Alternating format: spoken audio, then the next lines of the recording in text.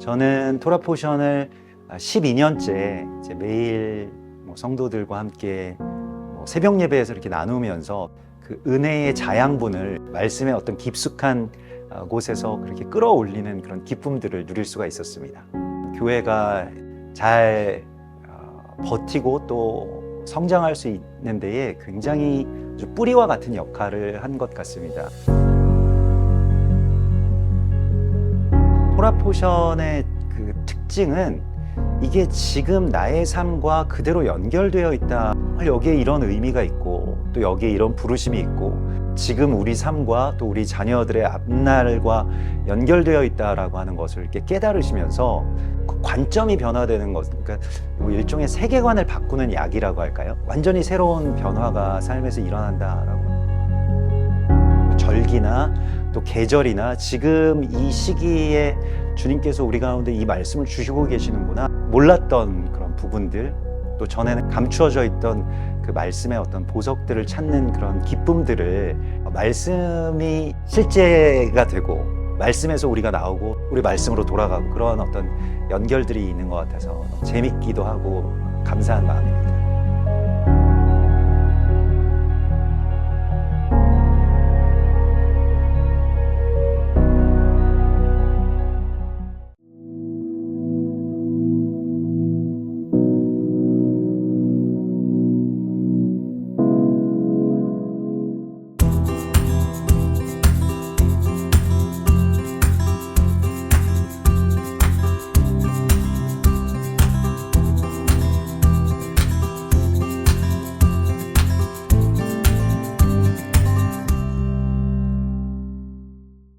안녕하십니까, 브레드TV 시청자 여러분. 반갑습니다. 한 주 동안 여러분 잘 지내셨죠? 이 토라 포션 매주 이렇게 좀 살아보시니까 여러분 좀 어떠세요? 그 주의 제목을 기억해야 된다. 그리고 그 제목대로 한 주 한 주를 이렇게 살아봤더니 여러분 삶 가운데 어떤 열매가 나타났습니까? 이 5785년, 2024년, 2025년, 그죠? 이렇게 매주 풍성한 열매들로 여러분들의 삶이 채워지시는 복이 있기를 축복드려요. 그래서 오늘도 이번 주에 토라 포션, 이 하예이 사라라는 이 본문 가지고 여러분들과 함께 살펴보도록 하겠습니다. 지난주 토라 포션 바에라였습니다. 그래서 하나님이 보여주셨다는 본문이었죠. 세상의 바벨론을 뒤로하고 천국 시선, 하늘 위로를 바라보는 사람들에게 하나님은 보여주시는 하나님이시다. 나사 에트 아인이라는 이 단어 굉장히 중요하다 했습니다. 그래서 눈을 들어 바라보는 것. 그래서 눈을 들어 바라보면 영적인 것이 보인다는 거였어요. 그래서 그것을 체험하고 느끼고, 그죠? 그 경험하는 한 주가 되셨어야 됐다. 여러분의 영적 시각이 계속해서 깨어나시기를 축복합니다. 엘리사의 눈 안에 저 아람의 군대들보다 하나님의 군대가 더 많이 보였어요. 나사 에트 아인이었습니다. 다니엘의 눈에 저 그 무시무시한 느부갓네살 왕보다 하나님이 더 커 보였습니다. 나사 에트 아인이에요. 여러분 눈이 열리시길 축복해요. 지금도 이 소돔과 같은 이 세상에서 믿음의 눈을 가진 의인 한 사람을 찾고 계시는 하나님. 여러분의 눈이 이미 열렸음을 선포합니다.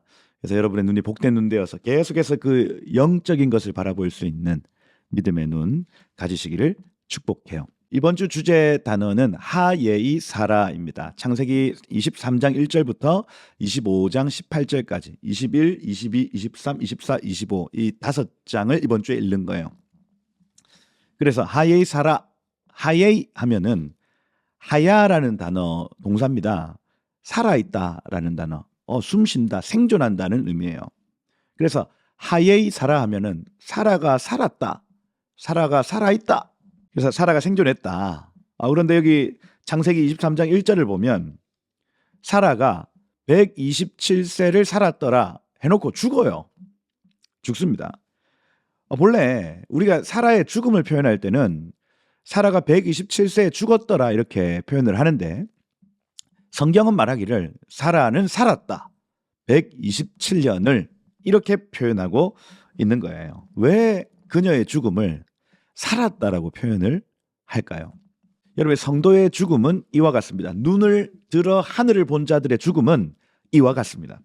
성도의 죽음은 죽음이 아니라 생명, 살아있는 거예요. 80세 죽었다가 아니라 죽었다의 의미를 두지 않습니다. 80년을 살았다는 데 의의가 있는 거예요. 여러분, 죽음은 잠시 자고 일어나는 것이라고 성경은 가르쳐요. 80년을 살았다면 80년 동안 생명을 누렸다. 영원한 그 생명 안으로 들어갔다 하는 것을 의미합니다. 그죠? 80년의 생명을 통해서 127년의 생명을 통해서 영원한 생명으로 들어갔다는 표현이 이 하예이 사라 첫 번째 본문인 창세기 23장 1절의 의미라 할 수가 있어요. 여러분, 여러분들의 삶은 생명과 연결되어 있기 때문에 죽음은 잠시 통과하는 문과 같습니다. 죽음을 두려워하지 않으셔도 돼요. 왜냐하면 여러분의 지금 평생의 삶을 통해서 영원한 생명, 영생으로 들어갈 수 있기 때문입니다. 기회는 지금 이곳에 살아있을 이곳에 기회가 있는 것. 죽음은 잠시 통과하는 문과 같습니다, 여러분. 그래서 여러분이 만약에 80세까지 살았다. 그럼 80세 죽었다고 성경이 기록하지 않고 80년을 살았다. 그는 살았다 하고 평가하는 것입니다. 사라는 죽었지만 사라는 살았어요. 사라가 127세를 살았다고 기록합니다. 이것을 히브리어로 숫자 100, 그다음 27 이렇게 나눠놨어요. 메아, 에슈림, 쉐바 이렇게 돼 있어요. 메아 하면은 숫자 100이에요. 숫자 100은 10의 10입니다. 그래서 10은 충만의 숫자인데 10의 10을 더한 것, 10의 10을 곱한 것이 100이라는 숫자예요. 그래서 여러분 백화점 할 때 100가지 물건이 있는 곳, 물건이 100개만 있겠습니까? 아니죠. 많다라는 뜻이죠. 뭐 수만 가지 물건이 있는데 백화점 이렇게 표현하는 거예요. 숫자 100은 많다 하는 의미입니다. 충만의 숫자예요. 숫자 20 역시도 10 더하기 10이에요. 그러니 아쉐르 하면은 충만하다, 많다라는 뜻인데 아쉘 이렇게 붙여놨어요. 그러니 사라의 삶을 100으로 표현하고 20으로 표현하고 이렇게 된 겁니다. 그 다음 숫자 7은 뭐예요? 완전수죠. 그래서 사라의 삶은 충만하고 완전하였다. 이게 숫자 127의 의미라 할 수가 있습니다.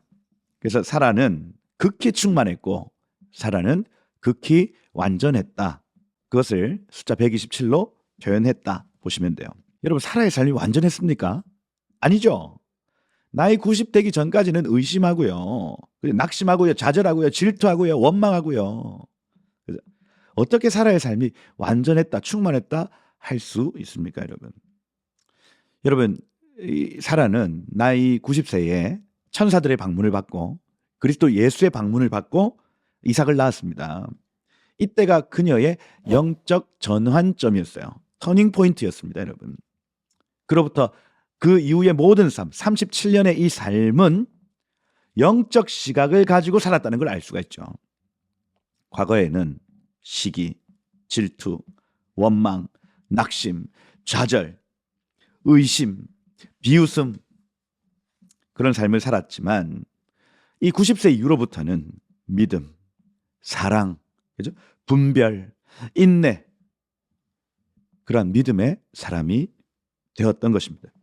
성경은 그녀는 하나님을 전적으로 신뢰했다. 그것이 곧 그의 의였다라고 기록합니다. 히브리서 11장 11절에 보면 이렇게 돼 있어요. 믿음으로 사라는 나이가 많아 단산하였으나 잉태할 수 있는 힘을 얻었으니 이는 약속하신 일을 미쁘신 줄 알았습니다. 하나님이 얼마나 신실하시고 하나님이 얼마나 성실하신 분이신지, 한번 약속하시면 그 약속을 어떻게 지키시는 분이신지를 사라는 이 90세에 알게 된 겁니다. 그래서 남자 중에 나이 65세에 회심하여 300년 동안 동행했던 에녹이 있다면 여자 중에는 90년 동안 자기가 의심과 원망의 삶을 살았지만 그 향후 주님 만난 이후 이 37년 동안 주님과 동행했던 사라가 여자 중에 있습니다. 그래서 성경에 나오는 여자 중에 가장 완전한 삶을 살았다. 127로 표현하는 거예요. 유대 현인들의 구전에는 사라를 이렇게 소개합니다. 사라가 100세 때에 20대의 아름다움을 가졌고 그녀가 20대 때에는 7세의 순수함을 가졌다. 성경의 여인 중에 미인을 4명 말하자면 사라, 아비가일, 라합, 에스더 순으로 나열할 수 있는데 사라의 아름다움에 비하면 아비가일은 원숭이와 같다 이렇게 돼 있죠. 아비가일 원숭이래요, 여러분. 너무한 거 아닙니까? 그런데 사라가 그토록 아름답고 완벽했다고 이 유대 현인들의 구전서에 기록되어 있습니다. 그 어떤 여인과도 비교할 수 없는 아름다움이 사라에게 있었다고 말하고 있는 거죠. 여러분, 그래서 이번 주에 이 사라 본문 아니에요, 사실은. 근데 이 사라의 장막 그리고 사라의 삶을 우리가 돌아보면서 신부된 교회의 모습을 우리가 발견할 수 있겠다. 베드로전서 3장 1절에 보면 베드로 사도가 사라에 대해서 이렇게 소개합니다. 아내들아, 자기 남편에게 순종해라. 너의 단장 막 머리 꾸미고 금차고 아름다운 옷으로 외모로 하지 말고 오직 마음에 숨은 사람을 온유하고 안정한 심령에 썩지 아니할 것으로 해라 하면서 사라를 언급해요.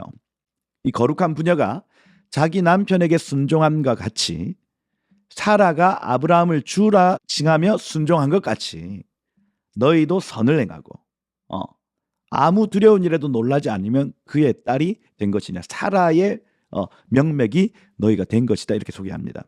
여러분, 이 사라 이후에 나타나는 모든 여인들은 신랑 대신 예수님을 섬길 교회의 모델입니다.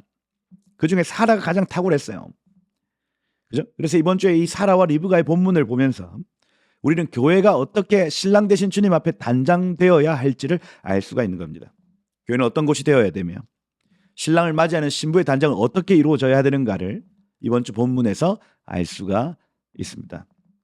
이러한 신부의 단장이 이번 주에 있기를 예수 이름으로 축복드립니다. 한번 본격적으로 한번 살펴보면 유대인들의 토라 해석서인 미드라시에서는 사라의 장막이 가진 특징을 나열하고 있습니다. 그 당시에 이 유목민들의 삶에는 텐트 생활 아닙니까? 그런데 한 텐트에 온 사람들이 같이 막 우거우거 막 이렇게 살아가는 것이 아니라 한 사람의 하나씩 텐트가 따로 있었다고요. 그죠? 그래서 아브라함의 텐트, 사라의 텐트, 그리고 하갈의 텐트 다 따로 있었습니다, 여러분.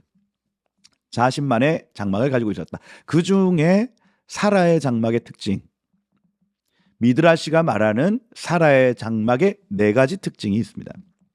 첫 번째, 사라의 장막에는 임재의 구름이 있었다 소개합니다. 두 번째, 사라의 장막에는 떡 반죽 통이 있어 그 위에 항상 축복이 임해 있었다. 세 번째, 사라의 장막에는 안식일의 초가 늘 켜져 있었다. 그리고 네 번째, 사라의 장막에는 손님을 환대하기 위해 항상 커튼이 열려 있었다 하고 소개를 합니다. 첫 번째부터 한번 살펴보시면 사라의 장막에는 임재의 구름이 가득했대요. 그래서 하나님이 머무시는 장소처럼 보였답니다. 두 번째 특징인 떡반죽 그릇이 늘 준비되어 있어 축복이 그 위에 임하고 있었다는 것. 이 뭔가 좀 비슷한 부분이 있죠. 생각나시는 부분이 있어야 됩니다. 세 번째, 안식일의 초가 늘 켜져 있었다. 여러분, 샤밧 때면 집안의 안주인이 먼저 이 촛불 켭니다. 우리 결혼식 할 때 화촉, 점화 해가지고 어머니들이 촛불 켜는 것처럼. 그거 뭡니까? 하와가 범죄하여서 그 빛이 떠나간 것을 여인들이 다시 야라시 회복하겠다. 다시 이것을 되찾겠다는 의미가 초를 켜는 거예요. 그런데 사라의 장막에는 항상 촛불이 켜져 있었다는 것. 그리고 손님 환대를 위해 커튼이 열려 있었다. 어디 비슷한 곳이 생각나죠? 모세의 성막, 예루살렘 성전의 모습과 너무 닮아 있는 겁니다. 성전에도 하나님의 임재 구름이 있었고요. 축복으로 가득한 진설병 상이 있었습니다. 그리고 꺼지지 않는 메노라에 불이 있었습니다. 그리고 순례객들을 맞이하기 위해서 24시간 동안 열려져 있는 성전의 문을 생각할 수가 있는 것입니다. 다시 얘기해서 사라의 장막은 하나님의 장막이었다는 겁니다. 하나님의 보좌였다는 얘기를 하고 있는 거예요. 여러분, 우리의 장막이 이러해야 됩니다. 우리의 교회가 이러해야 됩니다. 하나님이 원하시는 교회의 모습, 첫 번째, 하나님의 임재로 가득 차고 매주마다 새로운 떡이 제공되어야 되며 성령의 불이 꺼지지 않아야 되며 누구든 들어올 수 있도록 커튼 문을 열어놓는 것입니다. 이것이 교회의 모습이어야 한다는 것. 그런데 여러분 이번 주 본문에 보시면 사라가 죽은 후에 이 장막이 사라집니다. 그녀의 장막에 있었던 임재, 떡, 빛 그리고 환대의 문화 이것이 다 사라져요. 사라가 죽었습니다, 여러분. 그런데 사라가 죽지 않았다. 사라가 살았다. 이렇게 얘기하고 있는 본문이 이번 주 본문이라는 얘기예요. 왜 그렇게 성경이 얘기합니까? 왜 사라가 죽었는데 성경은 왜 죽지 않았다고 얘기합니까? 그것이 창세기 24장 67절을 보면 확인할 수 있습니다. 24장 67절에 뭐라고 적혀 있냐면 이삭이 리브가를 인도하여 그의 어머니 사라의 장막에 들이고 그를 맞이하여 아내로 삼고 사랑하였으니 이삭이 그의 어머니를 장례한 후에 위로를 받았더라. 이렇게 낙함, 위로를 받았습니다. 이것이 사라가 죽었지만 살았다고 표현하는 성경의 부활 개념이라 할 수가 있어요. 표면적으로는 리브가가 가나안 땅으로 들어오는 얘기, 리브가가 이삭이 아내가 되어지는 얘기인데 이걸 성경은 표현하기를 사라가 다시 살았다고 평가하는 겁니다. 이삭의 신부 리브가가 왔어요. 그리고 사라의 장막은 다시 회복되기 시작합니다. 하나님의 임재가 회복됩니다. 떡반죽 그릇이 회복됩니다. 하나님의 빛이 회복됩니다. 하나님과 이웃을 환대하는 문화가 회복됩니다. 모든 것이 다 회복되기 시작했다는 얘기. 여러분 성전의 불빛이 사라진다 하더라도 성전의 진설병이 사라진다 하더라도 성전에 하나님의 임재가 사라진다 하더라도 성전의 문이 닫힌다 하더라도 그죠? 때때마다 하나님의 사람들이 일으키셔서 그 성전은 회복될 수 있다고 가르쳐주는 거룩한 계시인 거예요, 여러분. 여러분 성전은 회복될 것입니다. 우리 마음에 이 하나님의 장막, 사라의 장막이 회복되기를 축복해요. 여기서 우리가 이 유대인의 부활 개념을 조금 살펴볼 수 있죠. 그죠? 단지 이 죽은 육체가 부활한다는 이 개념을 넘어서서 내가 가진 믿음이 전수되고 여호와 하나님을 향한 신앙이 우리 다음 세대에게 흘러갈 때에 그것을 죽었으나 살았다고 성경이 표현하는 것을 알 수가 있습니다. 여러분 유대인들의 이 자녀 교육 굉장히 철저하게 해요. 왜 그렇습니까? 부활 개념 때문에 그렇습니다. 부활 개념. 나의 하나님이 이 아이들의 하나님 되고 나의 백성이 이 하나님의 백성이 이들의 백성이 되어지는 일. 길에 가든지 앉았든지 누웠든지 쉐마 이스라엘. 그죠? 너는 필경 하나님의 말씀에 청종하거라. 그죠? 이게 유대인 교육의 핵심 아닙니까? 부활 신앙 때문에 그래요. 이방 교회가 배울 점이 바로 여기에 있습니다. 우리가 자녀 교육을 너무나 이런 시간에 다른 이에게 위탁하는 문화가 지금 퍼져가죠. 어린이집 선생님께 부탁한다거나 주일학교 선생님께 부탁한다거나 내지는 그 담당 목회자에게 부탁한다거나 맡겨버립니다, 여러분. 그러고는 우리 아이가 믿음이 없어요. 우리 아이가 신앙이 없어요. 이렇게 얘기를 합니다. 그죠? 여러분 자녀들을 양육해야 될 책임은 누구에게 있습니까? 부모에게 있는 거예요. 나의 하나님이 이 아이의 하나님이 되어지는 것, 부모의 역할이라 할 수가 있습니다. 우리의 신앙이 그들에게 잘 전수되기까지 돌보고 가꿔야 할 책임이 부모에게 있다. 그것이 곧 부활이래요, 여러분.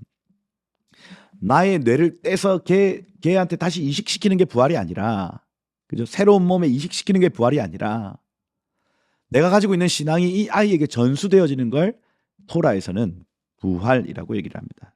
사라가 죽었다.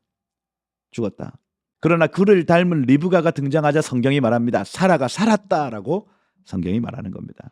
여러분의 신앙과 여러분의 삶의 유업이 아이들에게 흘러가기를 축복합니다.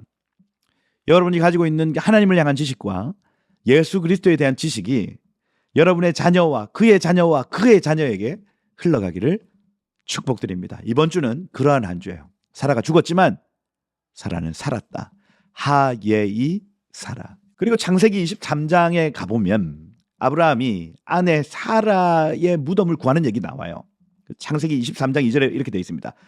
사라가 가나안 땅 헤브론 곧 기럇 아르바의 죽음에 아브라함이 들어가서 사라를 위하여 슬퍼하며 애통하다가 이렇게 되어 있죠. 여기서 이 애통하다라는 이 단어 안에 박하할 때 이 코프라는 요 단어가 소문자로 되어 있어요.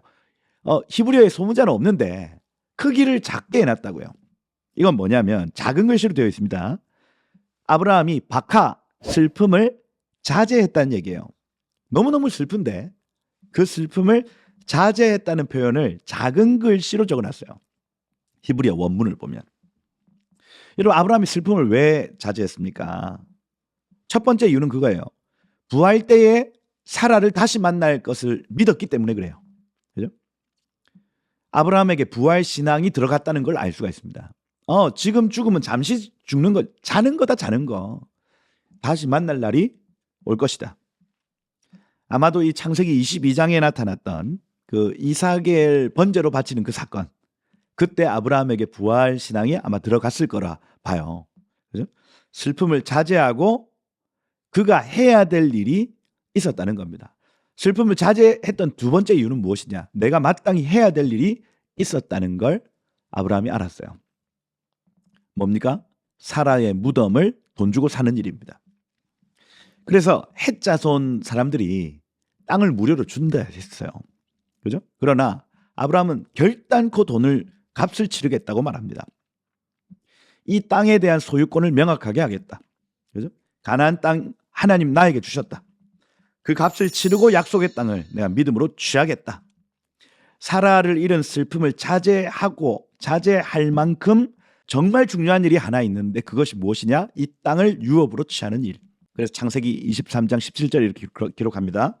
마므레 앞 막벨라에 있는 에브론의 밭, 곧 그 밭과 거기 속한 굴과 그 주위에 둘린 모든 나무가 성문에 들어온 모든 헷 족속이 보는 데서 아브라함의 소유로 확정되니라. 이렇게 돼 있어요. 그렇게 막벨라 굴이 아브라함의 소유가 됩니다. 이게 창세기 13장, 12장, 13장에서 약속하신 가나안 땅이 네 땅이 될 것이라 한 그 약속이 이루어지는 씨가 되는 사건인 거예요.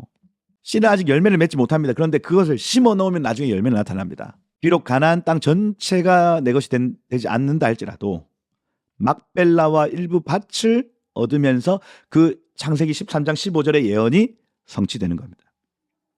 막벨라라는 이 단어, 마카팔라, 카팔이라는 단어, 겹쳐지다, 포개지다라는 의미예요. 그래서 이 막벨라 이중동굴이라고 표현하거든요. 겹쳐진 동굴, 막벨라. 그 뜻만 봐도 이 작은 땅을 샀지만 이건 무언가 겹쳐진 일이다라는 것을 알 수가 있는 겁니다.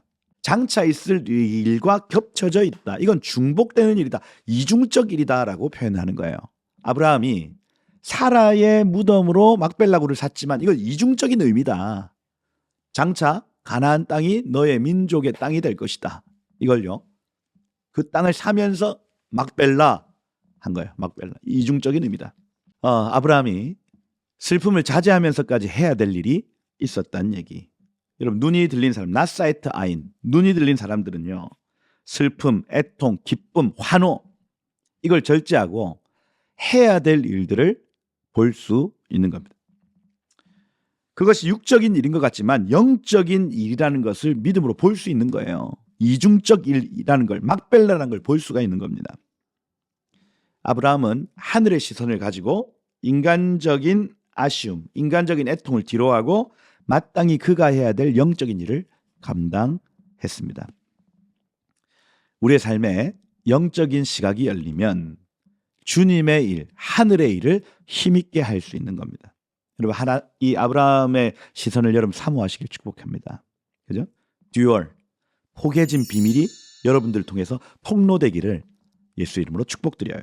창세기 24장에 가보면 아브라함이 아들 이삭을 위해서 신부를 구하는, 그러니 하예의 사라와 똑같은 여인을 구하는 장면 등장하죠.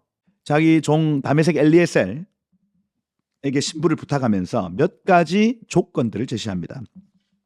세 가지 조건인데 이 세 가지 조건을 보면서 우리는 예수 그리스도의 신부의 조건을 알 수가 있겠네요. 신부의 조건입니다. 신부의 조건. 첫 번째, 가나안 족속의 딸들은 안 된다. 두 번째, 강을 건너온 자라야 된다. 난 강을 건너지 않겠어요 하면 치워라. 그리고 세 번째, 친절과 접대가 몸에 익은 여인이어야 한다는 겁니다. 세 가지입니다. 세 가지. 이 조건들은 아브라함이 부탁한 것도 있고 다메섹 엘리에셀이 하나님께 기도한 것도 있습니다. 신랑 대신 예수님의 신부는 이 세 가지 조건이 있어야 된다는 얘기예요. 첫 번째, 가나안 족속의 딸들은 안 됩니다. 창세기 24장 3절에 나오죠. 가나안에 있는 족속 딸들하고는 결혼을 시킬 수가 없어요.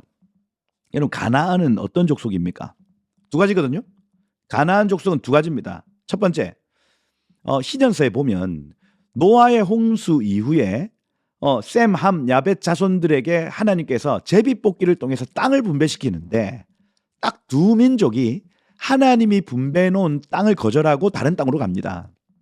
그 중에 한 민족이 바로 이 가나안 민족이에요. 그래서 이 함 자손의 함의 아들들, 그죠? 구스, 그다음 미츠라임, 붓, 가나안, 네 명의 아이들 아닙니까?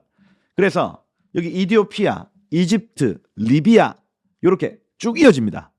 그리고 가나안은 지금의 튀니지 땅을 분배받아요. 그런데 이 가나안 족속이 지금의 가나안 땅, 이스라엘 땅의 아름다움을 보고 내가 여기를 내 땅으로 하리라 하고 하나님이 정해주신 땅을 거절하고 거기에 머물러 버립니다. 셈족이 거해야 될 그 땅에 가나안 족속이 먼저 선점했던 거예요. 이게 가나안 족속의 첫 번째 특징이라 할 수가 있습니다. 하나님의 뜻, 하나님의 부르심을 거역한 첫 번째 민족, 가나안 민족이에요. 지금의 팔레스타인입니다. 그리고 다른 한 민족이 있는데 메대라는 민족이에요. 메대. 그래서 이 야벳 족속에 그 셈, 함, 야벳 중에 야벳 족속 안에 메대 족속이 있는데 프랑스 북부 지역을 땅 분배를 받았는데 이들이 지금의 이란 지역으로 이주합니다.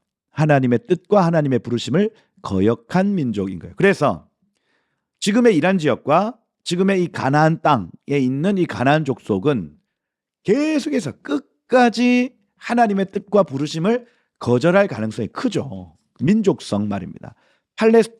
팔레스타인과 이란 말이에요. 팔레스틴과 이란. 그래서 하나님의 뜻과 부르심을 거절한 민족이구나. 가나안 민족입니다. 그러니 자연스럽게 죄가 들어오죠. 헐몬산에서 역사했던 그 귀신의 영들이 가나안 족속에게 계속해서 영향을 끼쳐요. 동성애, 혼음하고 심지어 수간까지 하는 그 음란, 그 다음에 우상 숭배 팽배합니다. 그래서 신명기 20장 17절 18절을 보면 그들은 하나님 앞에 온갖 가증한 일을 행했다 하고 하나님의 저주받은 민족이라고 가나안 족속을 소개합니다. 절대로 통혼하지 말고 섞이지 말아라. 그래서 마지막 때 신부의 특징은 가나안과 섞이지 않은 사람들, 세상과 섞이지 않은 사람들, 하나님의 뜻과 부르심에 순종하는 사람들이라 할 수가 있습니다. 여러분 순수 신앙으로 무장하시기를 축복해요. 두 번째, 강을 건너야 된다. 아브라함이 이렇게 얘기하죠. 따라오지 않으려 하면 절대로 아들을 데리고 그리로 돌아가지 말고 그녀가 반드시 그 강을 건너야 한다고 말합니다. 히브리인 할 때 이 히브리라는 이 단어가 아바르, 강을 건넌 자들을 의미합니다. 사라의 후계자는 반드시 세상 위로 거부하고 그 강을 건너야 되는 자들이에요. 레크레카 할 수 있는 사람들입니다. 바에라, 눈을 들어 저 광야를 볼 수 있는 사람이어야 해요. 그가 거절하면 그는 신부감이 아니다. 그는 사라의 후계자가 아니다. 아브라함에게 확신이 있었습니다. 여러분 실제로 이 리브가가 어떤 선택을 합니까? 가족들이 자기의 오빠 막 라반 이런 사람들이 며칠이라도 단 열흘이라도 조금 더 있다 가라 할 때 리브가의 선택 아닙니다. 가겠나이다 이렇게 얘기해요. 레크레카를 실천하는 여인입니다. 여러분 강을 건너는 일이 쉬운 일일까요? 익숙한 곳을 떠나는 일이 쉬운 일일까요? 어려운 일입니다. 그의 가족, 오빠 라반의 권유에도 불구하고 그 어려운 일을 결정하고 달려가는 겁니다. 우리 역시 마찬가지입니다, 여러분. 신랑 되신 주님을 만나기 위하여 강을 건너는 믿음을 소유한 사람, 그 사람이 신부의 두 번째 조건인 거예요. 라반과 같은 사람들이 강 건너지 마, 너 여기 있어, 세상 반 하나님 반 섬기면 되잖아 말한다 할지라도 딱 끊고 아니요, 저는 이 강을 건너겠습니다 하는 그 사람이 신부가 된다. 여러분 강을 건너시는 여러분 되시기를 축복해요. 세상 반 하나님 반 아니라 저는 하나님만 섬기겠어요. 오직 나와 내 집은 여호와만 섬기겠노라 말씀하신 여러분 되시기를 축복해요. 그리고 세 번째, 엘리에셀의 기도처럼 손님 젖대와 친절이 몸에 배인 사람이어야만 합니다. 이거 헤세드거든요. 헤세드는 천국 사랑입니다. 천국 사랑이 몸에 배인 사람들, 아브라함과 사라는 그렇게 살았어요. 여러분, 세상은 점점 더 사랑이 식어져 갑니다. 자기 사랑에 푹 빠져 살 거예요. 그런데 세상 속에서 그리스도인들은 하나님을 뜨겁게 사랑하고 이웃을 뜨겁게 사랑하는 사람들입니다. 지난 시간에 여러분 소돔의 특징에 대해서 말씀드리지 않았습니까? 그곳은요, 사랑 없는 곳이에요. 사랑 없는, 생활의 풍족과 평강에 푹 빠져서 나그네가 와도 전혀 돌보지 않고 고아와 가부에게 오히려 그들의 모든 것을 빼앗아가는 사랑 없는 세상의 소돔이었습니다.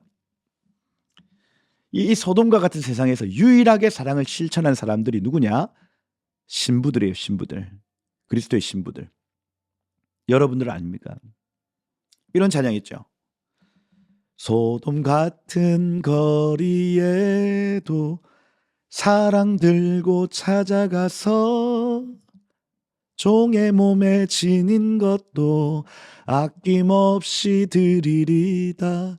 종의 몸에 지닌 것도 아낌없이 드리리다. 소돔 같은 거리에서 하나님 누굴 찾고 계시냐? 신부를 찾고 계신데, 이 신부들은 사랑을 실천한 사람들, 손님 접대와 친절이 몸에 배어 있는 사람들, 천국의 사랑인 헤세드가 몸에 배인 사람들. 여러분, 그리스도의 신부된 교회는 천국의 속성인 이 사랑에 익숙해지셔야 하겠다. 친절히 몸에 배이셔야 하겠다. 그래야 신랑 되신 주님이 우리를 찾습니다. 창세기 24장 끝부분에 아주 중요한 얘기가 나옵니다. 여기 보시면 24장 63절에 그때에 이삭이 브엘라 헤로이에서 나왔으니 그가 네게브 지역에 거주하였더라. 이렇게 돼 있어요. 여기 지금 이삭이 네게브 지역에 거주했다는 얘기는 이스라엘 지역의 남쪽에 거주했다는 얘기거든요. 브엘라 헤로이에서 더 밑으로 내려갔다는 얘기입니다.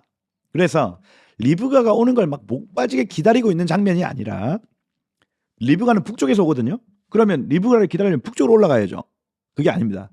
리브가가 오는 것하고 상관없이 남쪽으로 내려가서 하나님과 교제했다는 얘기예요. 그게 이제 이삭이 저물 때에 들에 나가 묵상하다가 할 때, 이 묵상하다 이 단어가 시아흐라는 단어입니다. 시아흐, 읊조리다라는 단어예요.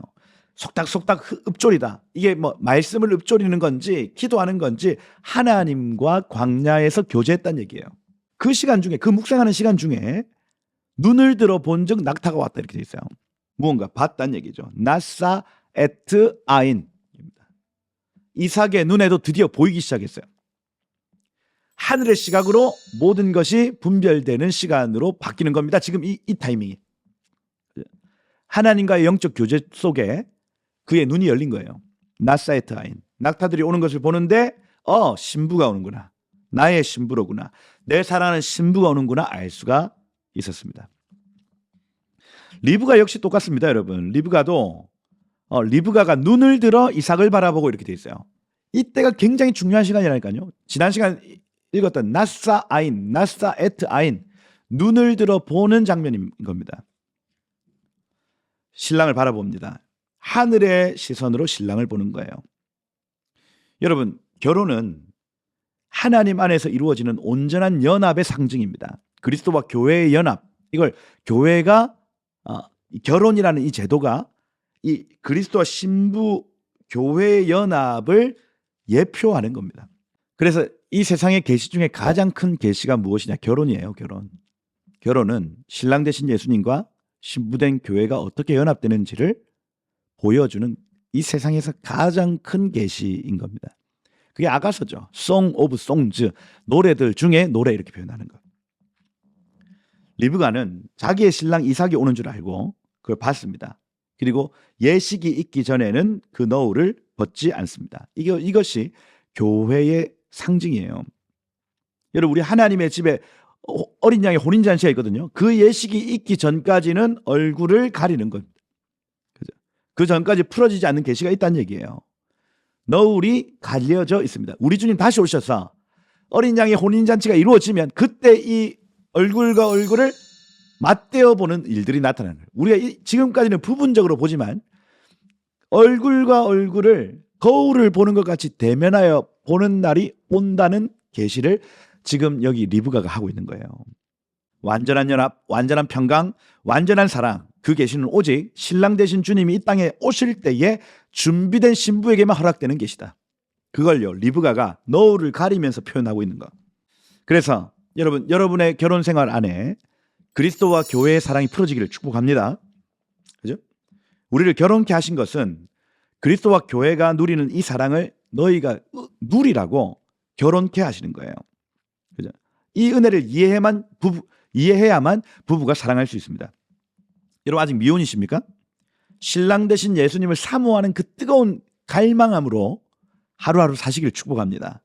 그래서 미혼으로 두실 때는 미혼으로 두시는 이유가 있고 결혼케 하실 때는 결혼케 하시는 이유가 있으며, 여러분 혹시나 사별하셨습니까? 혼자가 되셨나요? 그것은 신랑이 있다가 없을 때의 그 간절함, 그 신랑이 필요한 어떤 상태를 이 땅에서 중보함으로 느끼게 하시는 시간인 거예요, 여러분.